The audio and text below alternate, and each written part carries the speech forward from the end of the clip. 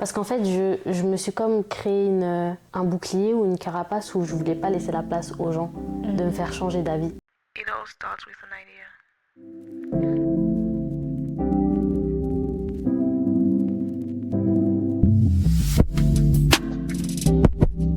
Hey guys, bienvenue dans ce nouvel épisode de Daring Dreamers. Aujourd'hui, nous sommes avec Télissa. Hello. Bienvenue. Merci. Merci d'avoir accepté mon invitation. Merci à toi de m'avoir invité. Du coup, la dernière fois, on était en train de parler un peu de ce qui nous a amené justement à venir étudier au Canada, mais de façon plus générale à l'étranger aussi. Et du coup, toi, est-ce que c'est toujours quelque chose que tu as toujours voulu faire ou qu'est-ce qui t'a amené à vouloir venir ici? Alors, personnellement, j'ai toujours voulu voyager. C'était déjà bien écrit dans ma tête. Depuis, je dirais, depuis ma période de collège, j'attendais impatiemment justement le lycée pour voyager parce que je voulais absolument faire ça un semestre à l'étranger. J'ai pas eu l'occasion de le faire au lycée. Donc j'ai attendu les études sup pour pouvoir faire un Erasmus. Mais disons que l'idée, en fait, elle a toujours été dans ma tête. Je me suis toujours dit, je vais aller explorer le monde, je vais aller à l'autre bout du monde pour mes études. Ça, c'était déjà écrit, ancré dans ma tête. Ouais, depuis toujours, sincèrement, ouais, depuis toujours. Et tu sais qu'est-ce qui a déclenché ça chez toi ou bien c'était... Je pourrais pas vraiment le dire. Je pense que c'est aussi l'arrivée des réseaux sociaux dans ma vie. Le fait, en fait, de voir ce qui se passe ailleurs.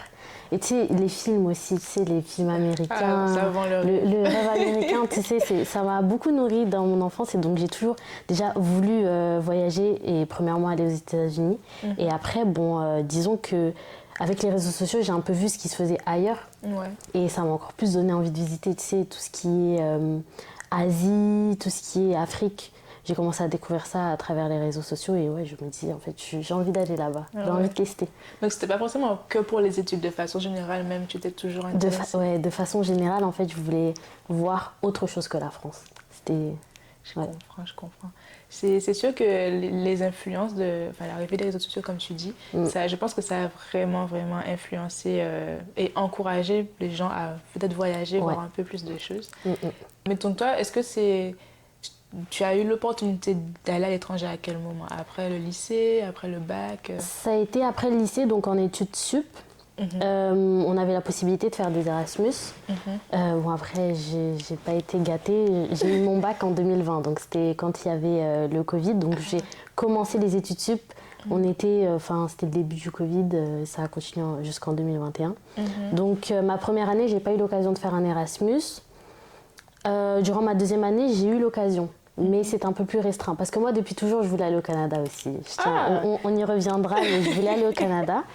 Mais étant donné qu'il y a certains accords qui avaient été comme supprimés à cause du Covid, ou restreints du moins, j'avais l'occasion d'aller en Europe, pas plus. Donc je me suis dit, bon, c'est pas grave, je vais me lancer dans un voyage en Europe. Et c'est là où je suis allée faire mon Erasmus à Valence, en Espagne. Oh, nice! Mais de base, je voulais aller au Canada.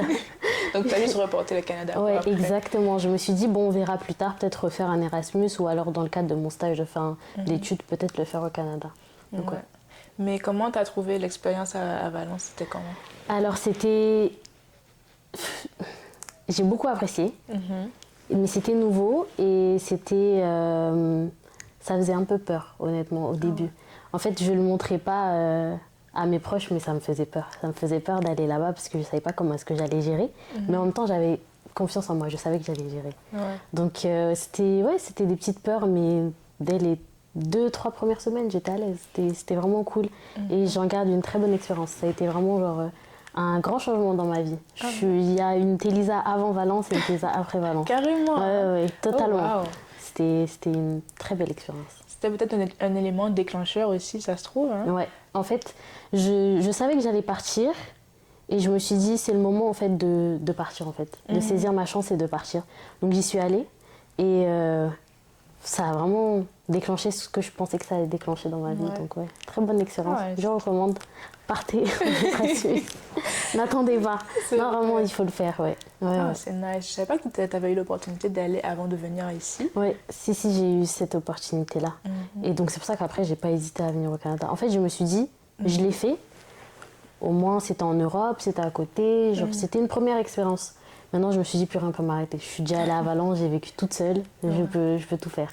Donc ouais, maintenant, c'est pour ça que j'ai plus peur en fait de voyager et de partir de chez moi. Mais c'est sûr que aussi, comment dire, ça se prépare dans le sens où ça se prépare de plusieurs façons différentes. Ça se prépare au niveau de justement ton départ là-bas, mais aussi toi en tant que personne, est-ce que tu es prête à, je sais pas, à 18 ans d'aller dans un pays où tu n'es jamais allé avant, tout ça. Il y a vraiment, moi des fois j'entends des expériences de personnes qui sont un peu parties, on va dire sur un coup de tête ou de façon précipitée, par envie justement de vivre l'expérience, et qui après, à cause de ça, ont eu une mauvaise expérience parce qu'il n'y a pas assez de préparation. Donc c'est sûr que ça se prépare. Exact, c'est important. Préparez vos voyages, c'est très important. C'est sûr. Mais je pense que, en tout cas, de mon vécu et à mon avis, c'est toujours une expérience bonifiante et gratifiante. Pour moi, hein, mon expérience aux États-Unis, par exemple, ça m'a tellement ouvert au monde. Genre, j'ai découvert tellement de cultures, de pays, de gens. C'était vraiment... tu sens que je sais pas, tu apprends des autres, des cultures, des langues. Surtout qu'on avait une grosse communauté internationale. Donc, c'était vraiment... Je pense que le fait d'aller... Bon, là, c'est dans le cadre des études, mais juste en général, de voyager et tout, ça ouvre vraiment au monde. Je me sentis... Totalement. J'ai dit, waouh, il y a tout ça, le truc qui existe, je savais pas et tout. C'était vraiment trop bien, j'ai vraiment aimé. Je suis totalement d'accord. Je pense que c'était exactement la même chose quand je suis arrivée à Valence. Bon, je m'attendais à voir que des Espagnols, mais en fait, non. Il y a d'autres personnes à travers le monde qui ont pris la même décision que moi de partir. Et on se retrouve tous au même endroit. C'est un peu pareil maintenant ici à Montréal. Oui, c'est vrai. Mais c'est vrai que ma première expérience, c'était pareil. J'avais des personnes qui venaient de Hongrie, du Japon, de partout dans le monde. Et tu te dis, waouh, mais en fait... Le monde est grand, les cultures sont tellement différentes. En fait, ça t'ouvre vraiment. Ça t'ouvre sur la culture du pays dans lequel tu es, mais ça t'ouvre aussi sur les personnes, sur la culture des personnes que tu rencontres. Et ça, je trouve que c'est trop cool. C'est vraiment ce que j'apprécie. Moi aussi, ça, c'est le truc, je pense que c'est la meilleure partie, je pense.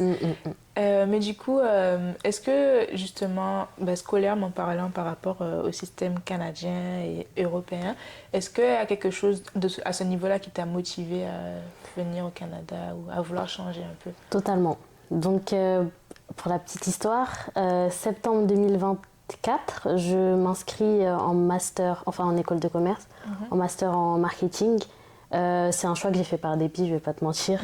C'est 2024 ou 2023 2023, je me suis trompée sur les dates. 2023. Donc j'avais eu mon bac en juin, enfin mon bac, ma licence. Ma licence en juin.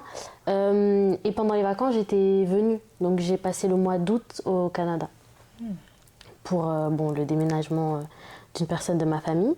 Et ça m'a permis de faire des vacances. Et j'ai kiffé le Canada, j'ai kiffé Montréal. Un mois full à Montréal, j'ai vraiment aimé. Et puis je suis revenue et moi j'avais mon parcours bien tracé. Je savais que j'allais faire mon master dans mon école de commerce, faire mes 2 ans et peut-être voir si après mes 2 ans je viendrais travailler au Canada. Le Canada était dans ma tête mais encore loin. Il faut savoir que je devais faire une alternance. Des personnes qui cherchent une alternance, franchement, je suis de tout cœur avec vous parce que c'est très très dur. Je vois sur les réseaux aussi, c'est tellement dur. C'est pas facile. Il y a des gens qui ont comme de la chance ou qui ont un CV beaucoup plus fort que d'autres et qui s'en sortent, mais sinon c'est très très dur. Et du coup, je suis passée par là, j'ai pas eu d'alternance et je me suis dit, en fait, pendant que je cherchais une alternance, je faisais aussi les cours. Sauf qu'en fait, je prenais pas de plaisir dans les cours que je faisais. En fait, j'aimais pas du tout. J'avais l'impression d'être là pour être là. Et donc, quand j'ai pas eu d'alternance et que j'avais ou le choix de payer l'école ou le choix d'arrêter l'école, je me suis dit que j'allais arrêter parce que dans tous les cas, je trouvais pas mon intérêt dans ça. Et c'est de là où j'ai eu une discussion avec un membre de ma famille qui était au Canada déjà et qui m'a dit, mais en fait, pense-y, viens. Et cette même personne m'avait déjà dit quand j'étais au Canada. D'y penser. Et j'ai dit non, peut-être plus tard. Et là, elle m'a dit pense-y, viens. Et c'est là où j'ai commencé à faire mes recherches, etc. Et que je me suis dit, de toute manière, si je suis honnête avec moi-même, je me vois pas faire un master en France. Genre, le système français, désolé, hein, désolé Macron. J'en avais assez, j'en avais vraiment marre. Parce que j'avais l'impression de venir à l'école pour venir à l'école, avoir des notes pour avoir des notes. Mais dans le fond, je me sentais pas apprendre quelque chose, je me sentais pas soutenue, je sentais pas que j'avançais, je sentais pas... Tu stagnais un peu. Je stagnais. Mais après, c'est mon expérience. Il y en a d'autres qui adorent le système français. Mais mon expérience, moi, je me sentais pas bien. Et c'est comme ça que j'ai pris la décision de venir. Je me suis dit, je ne sais pas à quoi m'attendre, mais je préfère faire ce choix plutôt que de rester dans quelque chose qui ne me plaît plus. Et je regrette pas jusqu'à présent. Tu regrettes pas? Sincèrement, je regrette pas. La neige, tout ça t'a pas fait fuir? Ça, c'est un sujet. Tout à l'heure même, je marchais, je me disais, mais en fait, la neige, j'en peux plus. J'en peux plus de ces pays. Mais ça, c'est un détail. C'est un détail. Mais bon, honnêtement, je pense que ça... Bon, ça, c'est mon expérience aussi, mon avis là-dessus. Et peut-être que c'est parce que ça fait pas très longtemps que je suis ici non plus. Ouais. Mais je pense qu'on peut passer par-dessus, très sincèrement. Honnêtement, oui. Déjà, bon, comme toi, je ne veux pas cracher sur la France, mais le froid de France, l'hiver de France, comparé à l'hiver d'ici, je préfère 1000 fois le froid d'ici. Et je suis d'avis avec toi. Voilà. Je suis totalement d'accord. D'humidité qui fait que voilà, ça passe, tu te couvres bien et tout est bien. En France, là, j'avais des problèmes de peau, hein, moi. À cause de l'hiver là-bas? Oui. C'est dingue. Mais je vois totalement ce que tu dis. Yeah. Parce qu'on dit le Canada, mais le Canada, c'est sec. Donc tu le vis un peu moins... Enfin, un peu mieux. Mais moi, La je dis France, c'est plus humide. Ici, tu trouves? Oui, je trouve que le froid ici est humide, qui fait que ma peau elle survit. Tandis qu'en France, voilà, en France, c'était vraiment agressif pour moi, en tout cas, tu vois. Je comprends. Donc, c'est ça. Je mettais 3-4 t-shirts, j'avais froid. En fait, genre vraiment, l'hiver en France, ça m'a trop traumatisée. Ah ouais. Pourtant, j'ai vécu toute ma vie là-bas, mais le froid, c'était horrible. Dans les appartements, il faisait froid. Ici, je trouve ça va.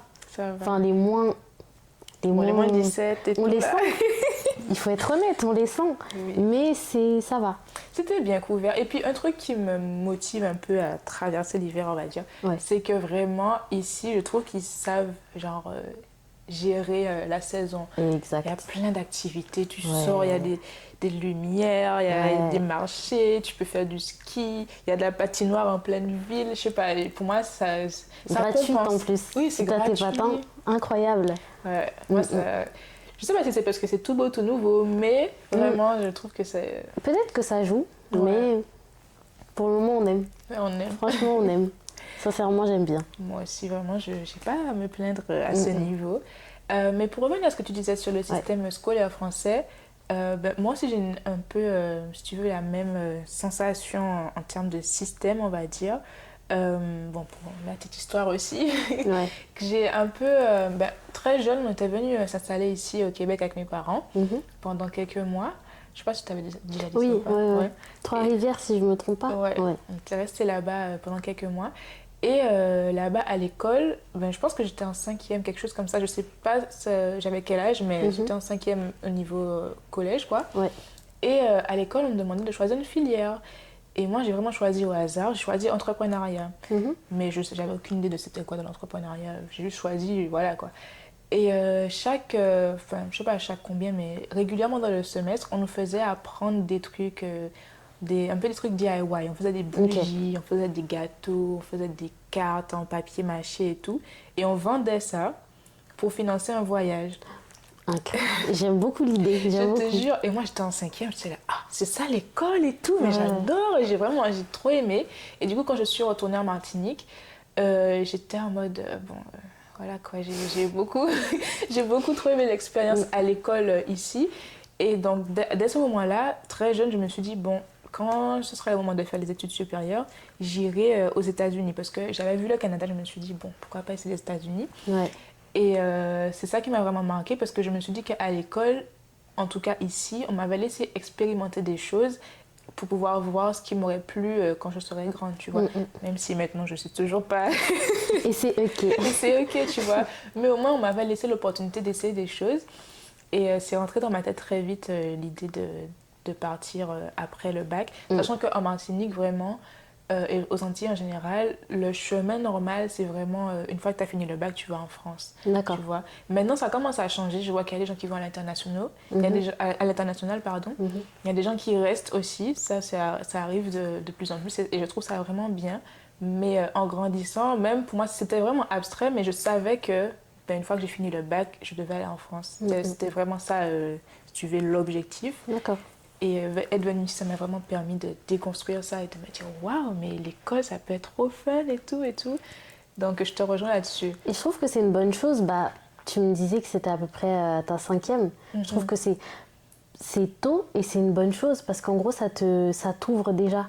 Je veux dire, moi, je trouve... Comment est-ce que tu l'expliques? Je trouve ça super intéressant. Et j'aurais aimé pouvoir faire la même chose quand j'étais en 5e aussi, parce que quand tu vas à l'école, c'est cool. Tu as des maths, tu as du français, mais tu sais pas vraiment ce que tu en fais pour le moment. Tu vois, tu apprends plein de formules, tu sais pas ce que tu en fais. Et d'avoir des petites des matières comme ça, entrepreneuriat, c'est pas rien.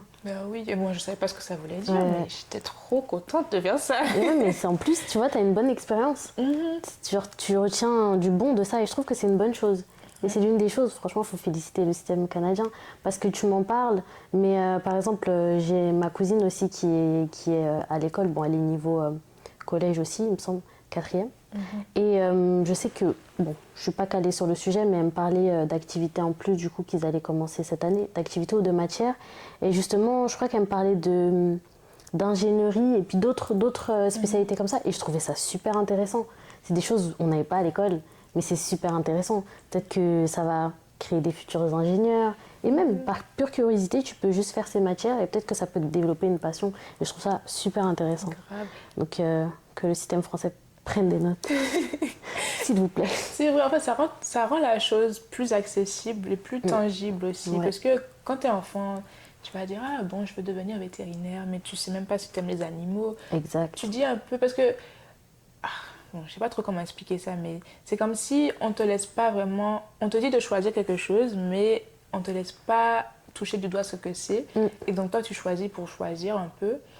Tandis que moi, l'expérience que j'ai vécue ici, ça m'a permis de... Même si, bon, en 5e, c'est pas un choix définitif. Exactement. Mais tu as une petite idée de ce que ça peut être, tu vois.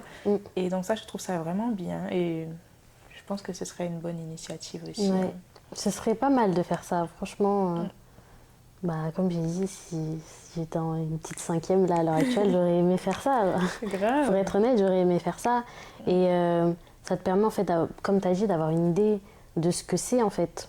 Exemple tout bête, l'ingénierie. Enfin, tu me dis ça en 5e, oui, d'accord. C'est quoi Mais avoir des matières concrètes où, comme tu as dit, c'est pas un choix définitif, mais genre tu testes et tu vois, est-ce que j'aime, est-ce que j'aime pas. Si t'aimes pas, c'est pas grave, ça reste une expérience. Mais ouais, plus tendre à ça. Mais surtout, l'ingénierie, comme tu dis, là, c'est tellement vaste, l'ingénierie. Il y a des ingénieurs du son, il y a des ingénieurs mécaniques, il y a tellement... Donc, c'est vraiment bien de pouvoir un peu expérimenter, voir qu'est-ce qui peut être intéressant. Exactement. Et ça me fait revenir un peu sur ce que tu disais plus tôt, sur les alternances, qui fait que, mais jusqu'à maintenant, c'est super dur de trouver une alternance. Ça, très dur. Je compatis vraiment. je vois les gens qui souffrent et tout, là, c'est dur. Mais justement, en France, tu sais, le système veut un peu valoriser les diplômes. Qui fait qu'en France, tu as un doctorat, c'est génial, tu vois. C'est vraiment, on va plus t'embaucher en fonction de ce que tu as eu comme diplôme. Exact. Et ici, c'est l'inverse. Les gens ne font pas de master comme ça. C'est pas une suite logique, quoi, tu vois. Ils font pour se spécialiser ou pour apprendre plus. Et ici, ils vont vraiment valoriser ton expérience. Et ça a été un choc un peu en arrivant. Je sais pas pour toi. Pareil, ça a été un choc parce que quand je disais aux gens, en tout cas d'ici, que je faisais une maîtrise, déjà ça les choquait. Tandis qu'en France, c'est normal. Tu finis ta licence, tu continues sur un master, en tout cas, généralement. Ici, c'était le choc en mode waouh. Tu vas faire quoi? Tu vas faire quoi? J'étais choquée, je me disais, mais attends, c'est pas normal. C'est pas la norme ici. Et même, tu sais, dans nos cours, il y avait des personnes beaucoup plus âgées. C'est vrai. Genre, je pense qu'on était les plus petites dans nos classes. C'était des personnes âgées, en fait. Enfin, âgées. Pas âgées, mais plus grands que nous. Oui, plus grandes que nous, voilà. Et en fait, j'ai compris que le système était totalement différent ici. Ils vont faire les études, parfois même s'arrêter si je me trompe pas, hein, mais il y en a qui s'arrêtent au cégep, qui rentrent dans le monde du travail, puis ensuite reviennent, font un baccalauréat, puis ensuite rentrent dans le monde du travail, puis ensuite, s'ils le veulent, faire une maîtrise. Et je me suis rendu compte que, en fait, le système est totalement différent et il n'est pas si mal. Il est pas si mal parce qu'en fait, pour être honnête, en France, et c'est le sentiment que j'ai eu, mais encore une fois, c'est relatif.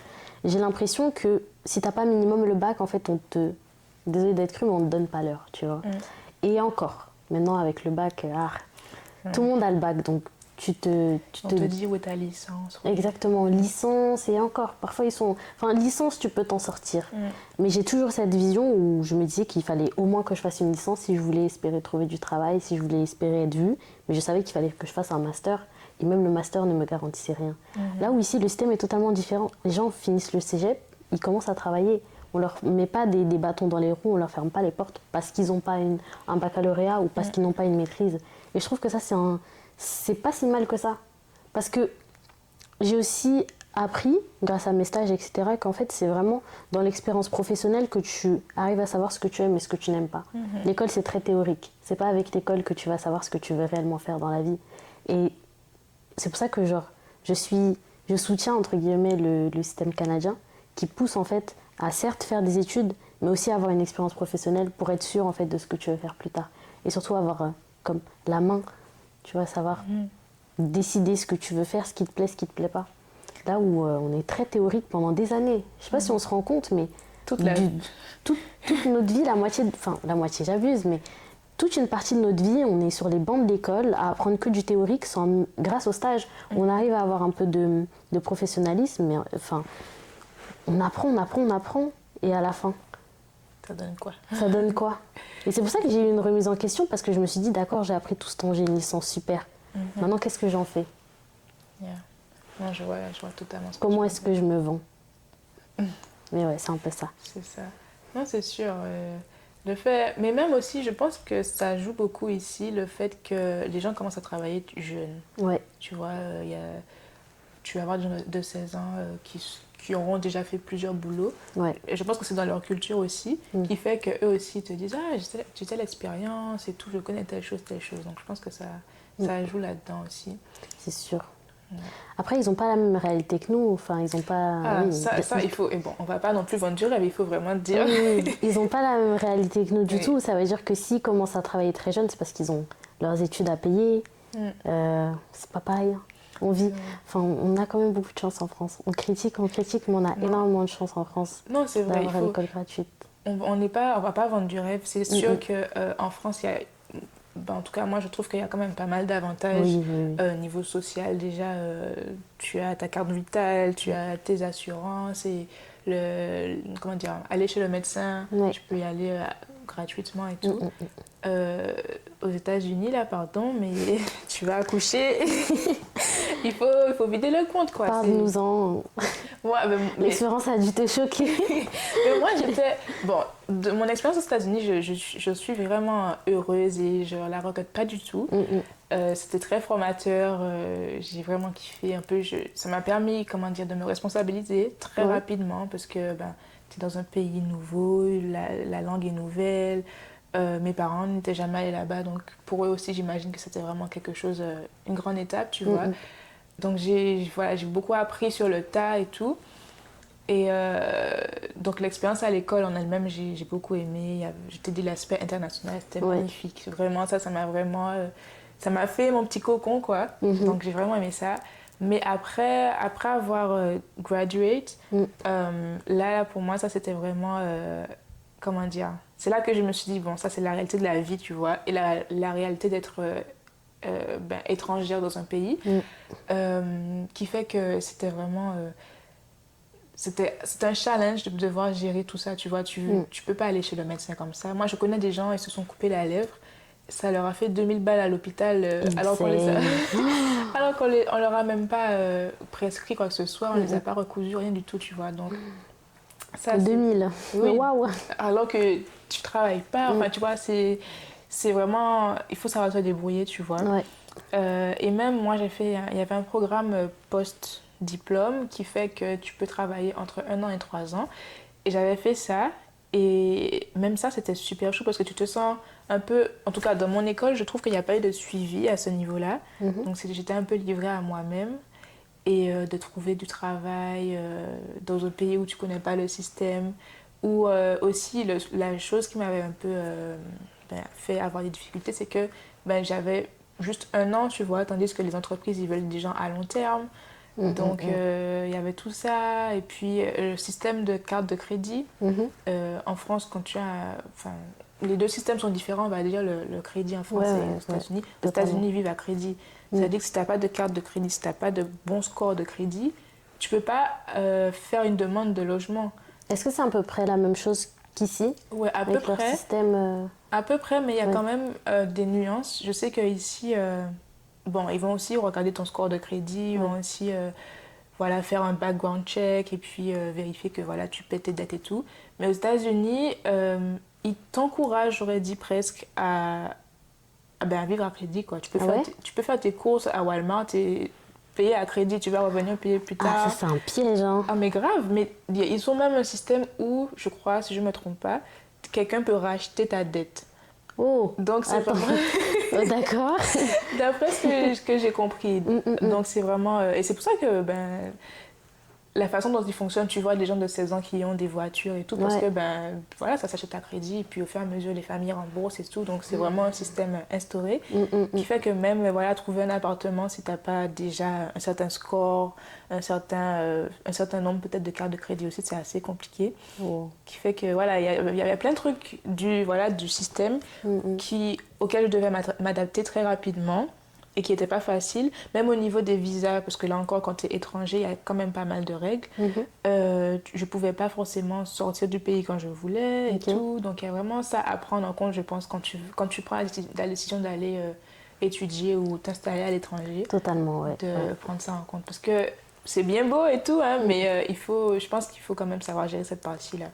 C'est très important, oui. Bah, exemple tout bête, tu sais que là, quand je suis rentrée en France pour les vacances, j'avais oublié mon permis d'études ici au Canada. C'est vrai. Et heureusement que ma famille est rentrée en France le lendemain, ils ont pu m'apporter. Aïe, aïe, aïe. Sinon, j'aurais été, je sais pas comment pour revenir, mais ouais. N'oubliez pas vos permis d'études, s'il vous plaît. Ça, oui, non, c'est en plus, sûr. tu sais, j'arrive à la douane en France et là, je me dis, j'ai oublié quelque chose.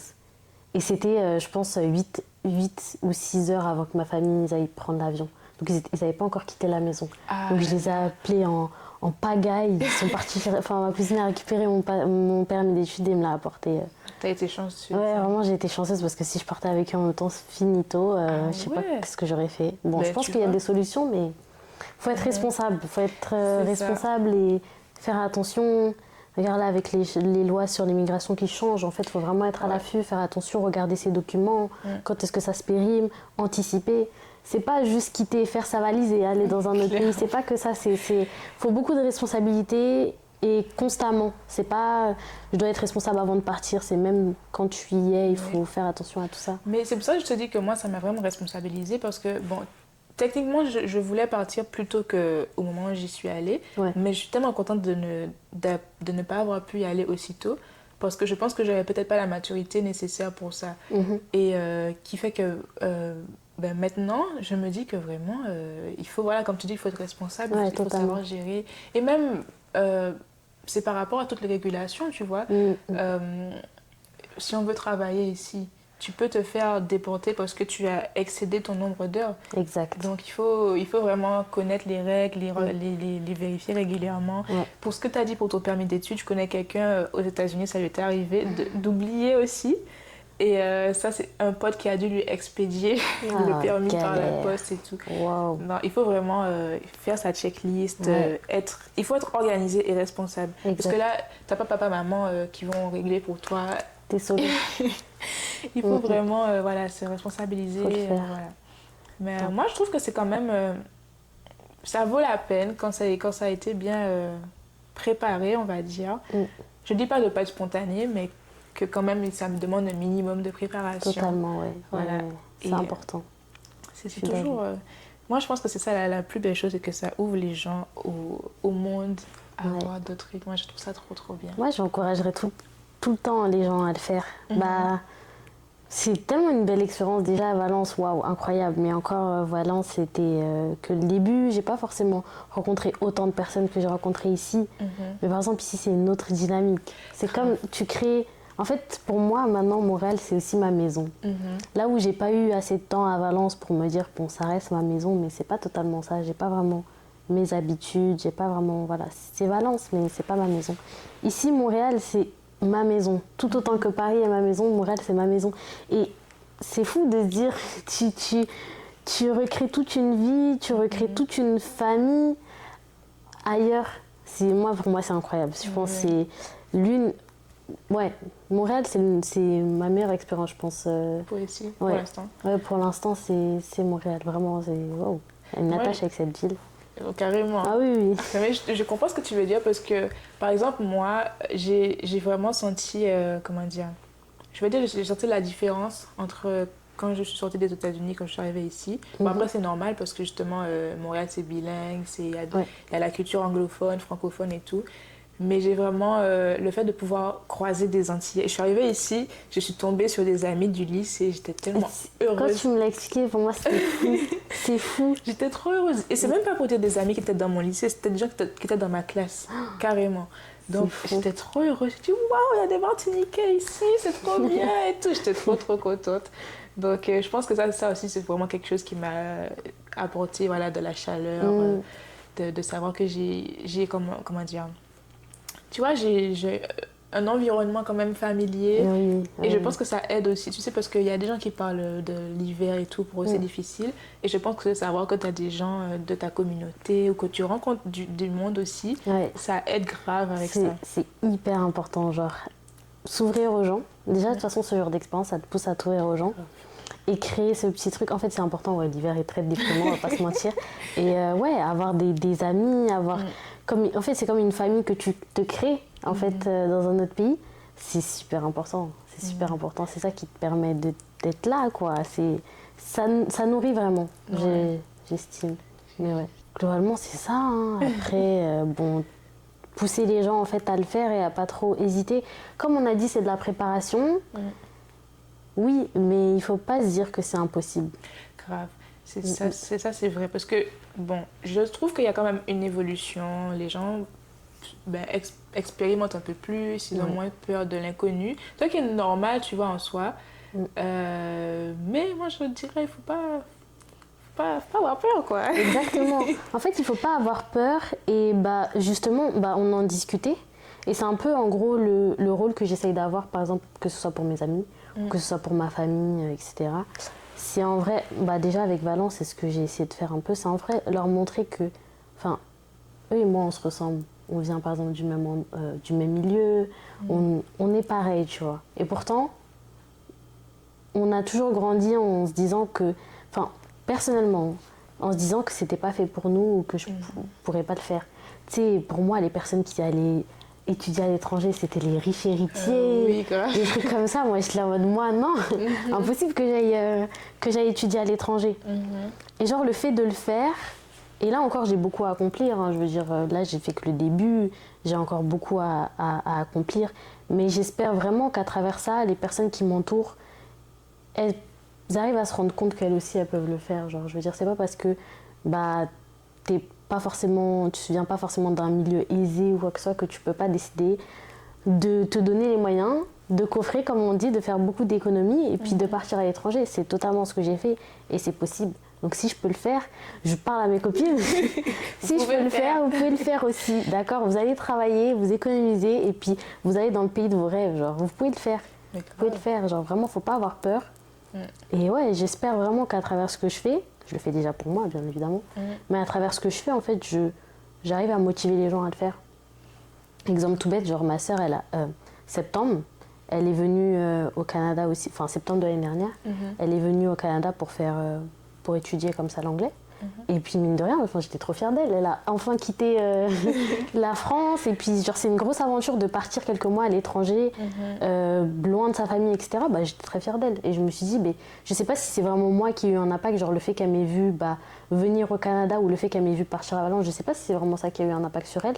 Mais si c'est le cas, j'en suis très fière. Parce que du coup, si j'ai pu lui montrer que c'est possible, c'est possible. Oui. Donc ouais. Mais il y a de quoi être fier. Et ça me rappelle, ça me ramène une question aussi, je pense qu'on en avait parlé. Tu te rends compte un peu comment dire, tu te rends compte du fait que les gens ne se sentent pas, on va dire, éligibles à avoir une telle expérience.